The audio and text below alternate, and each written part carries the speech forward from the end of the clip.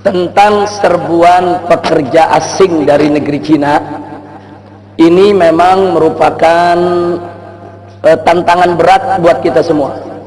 Jadi perlu kita ketahui, beberapa waktu yang lalu presiden kita memang mendapat bantuan kucuran dana dari negeri Cina untuk pembangunan.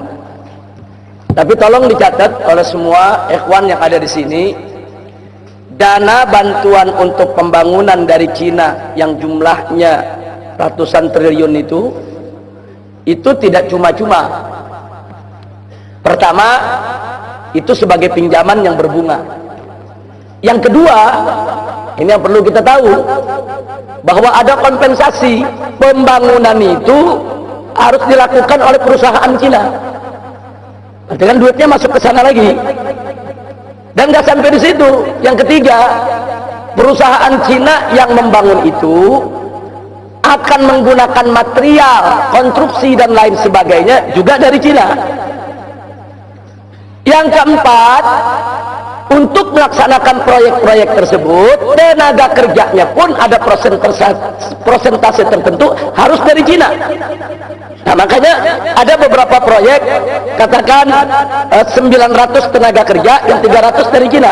Kalau 9.000 tenaga kerja, yang 3.000 dari Cina, 30% lebih. Nah, jadi artinya di sini kita lihat, yang ngasih utang Cina, negara Cina nih, pakai bunga, kita bayar utangnya pakai bunga nanti. Terus kita punya proyek, mesti perusahaan dia juga yang kerjain. Dan beri materialnya, mesti beli sama dia juga. Nah, kemudian tenaga kerjanya, mesti tenaga kerja dari dia juga. Jadi ini betul-betul satu penjajahan ekonomi. Jadi ini yang menolak sudah banyak, bukan hanya dari kalangan Islam, tapi hampir seluruh elemen bangsa Indonesia apapun agamanya yang cinta yaitu kepada negara ini, yang punya semangat nasionalisme dan kebangsaan yang tinggi, mereka semua menolak. Dan ini nggak boleh dibiarkan.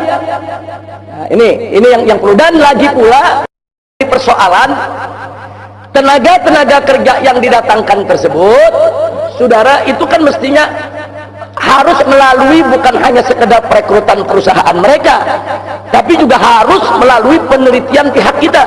Kita mesti tahu yang diturunkan ini intelijen bukan, yang diturunkan ini tentara bukan, yang diturunkan ini sebetulnya siapa. Nah, jadi ini sudah bukan lagi menjadi konon katanya, tapi real. Tenaga kerja Cina itu sedang menyerbu Indonesia. Itu pertama yang saya mau bicara. Yang kedua, ada hal yang sangat tragis, bukan lagi ironis tapi tragis. Manakala saudara di kita punya negeri ini, sarjana yang baru lulus sekolah mau cari kerja setengah mati, itu antri untuk mendaftar ujian PNS aja 3 hari 3 malam mereka mesti antri setengah mati. Saudara, satu cari kerja setengah mati, ditambah lagi yang kedua yang udah dapat kerja banyak di PHK. Ini bangsa kita sendiri, udah bangsa kita cari kerja susah, banyak yang di PHK, akhirnya banyak yang terpaksa jadi TKI dan TKW di luar negeri. Sementara kita lagi kesulitan menyediakan lapangan kerja sedemikian rupa, kok lapangan kerja yang ada dikasih bangsa Cina. Ini bangsa Cina yang saya maksud di sini yang datang dari RRC ini ya. Nah, bukan Cina yang warga negara Indonesia, bukan. Kalau Cina warga negara Indonesia, mereka punya hak sipil yang sama dengan kita. Tapi ini saya bicara tenaga kerja dari negeri Cina. Loh, orang kita lagi banyak yang di PHK, kita lagi sulit mencari kerja. Saudara, banyak orang-orang kita terdampar, saudara, di penderitaan menjadi TKI dan TKW yang mereka penderitaannya luar biasa di luar negeri sana. Nah, tahu-tahu sekarang ada kerjaan bagus, saudara, diberikan kepada tenaga kerja dari Cina. Dan yang lebih tragisnya lagi, saudara, banyak tenaga kerja dari Cina tersebut, saudara, standar gajinya di atas standar gaji kita. Ini mau dibawa kemana ini negeri? Saya khawatir kalau ini terus-menerus dibiarkan, besok akan terjadi revolusi sosial yang luar biasa di negeri ini. Hati-hati, saya ingatkan kepada pemerintah, hati-hati, ini masalah ketenaga kerjaan, masalah mencari nafkah, ini masalah yang sangat serius, harus menjadi perhatian, dan ini mesti di stop, nggak boleh dibiarkan, saudara. Kita mau kerjasama dengan negeri Cina, silakan. Kita mendapatkan dana bantuan dari negeri Cina, sah-sah saja untuk pembangunan, silakan, no problem, saudara. Tapi jangan ada persyaratan utang tadi itu, saudara. Persyaratannya kita mesti pakai perusahaan mereka, yang bangun mesti mereka, materialnya beli dari mereka, tenaga kerjanya dari mereka. Apa-apaan ini, saudara? Ini penjajahan ekonomi, ini penjajahan ekonomi. Dan ingat, 350 tahun kita dijajah oleh Belanda, itu yang 200 tahun yang menjajah kita perusahaan, bukan pemerintah Belanda, saudara. VOC, VOC itu perusahaan, perusahaan perkebunan, perusahaan pertanian, saudara, yang punya uang banyak, yang menyewa, yaitu jawara-jawara untuk kenteng-kenteng mereka, bahkan membentuk pasukan bersenjata. Itu yang jajah Indonesia.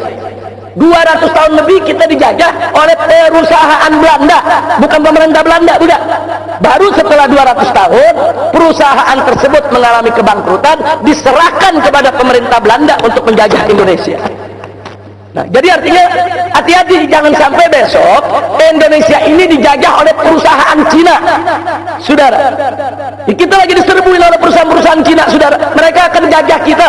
Dan jangan lupa, pengusaha-pengusaha tersebut, saudara, dengan akses yang mereka miliki, dengan finansial yang mereka punya, mereka mampu untuk membentuk security-security yang dipersenjatai, security-security yang dilatih.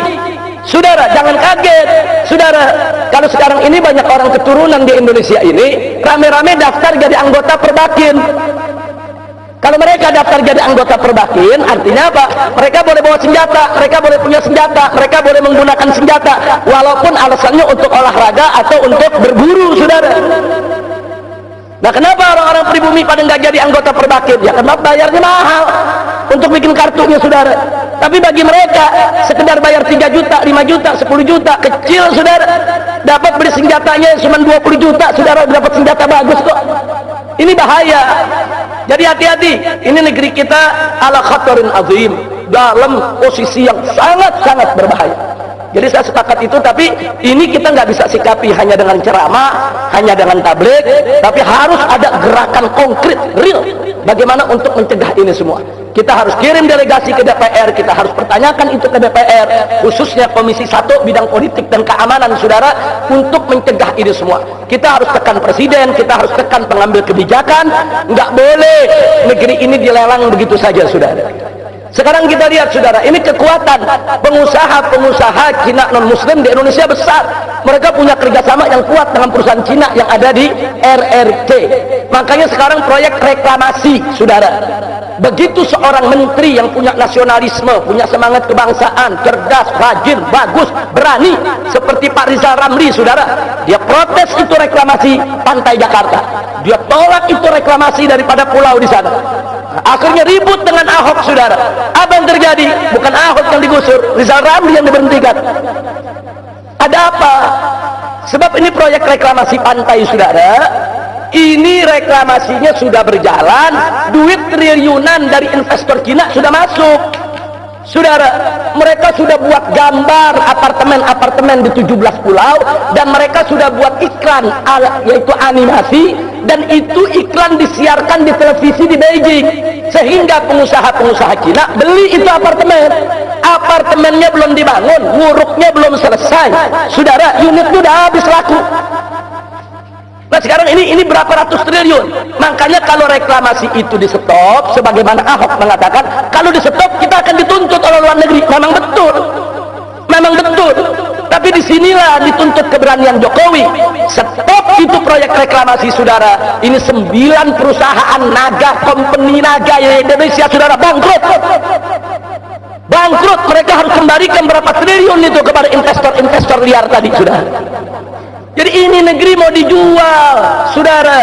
Kenapa nggak diiklankan di Jakarta biar orang-orang kaya pribumi yang beli, saudara? Enggak, diiklankannya di Beijing, di pinggir laut.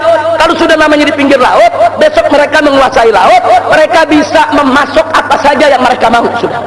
Dan catat baik-baik, seperti tadi saya katakan, mereka memberikan dana, perusahaannya harus perusahaan dari Cina, materialnya material dari Cina, tenaganya tenaga dari Cina. Nah, sekarang mereka kirim nih material dari Cina, termasuk pipa-pipa besar untuk ditangkap di pantai reklamasi pengurukan tanah. Begitu dibawa itu pipa-pipa besar sampai di Tanjung Priok, isinya narkoba.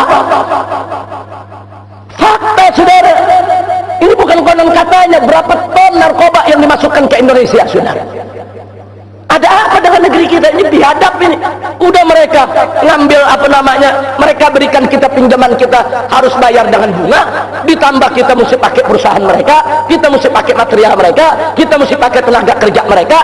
Mereka manfaatkan menguasai laut untuk masukkan narkoba. Nah, jadi ini nggak boleh dibiarkan. Ini semua punya kaitan. Jadi saya sepakat dengan Abdul Hasan, ini harus disoroti.